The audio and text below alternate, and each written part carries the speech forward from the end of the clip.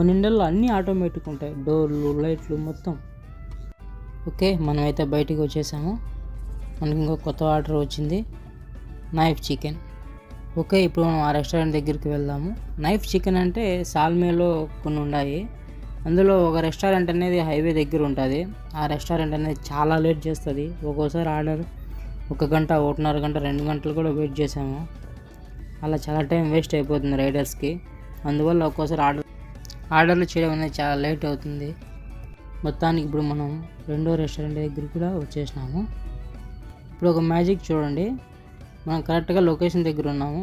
కాకపోతే ఆ లొకేషన్లో రెస్టారెంటే లేదు, దానికి ఆపోజిట్లో రెస్టారెంట్ ఉన్నది.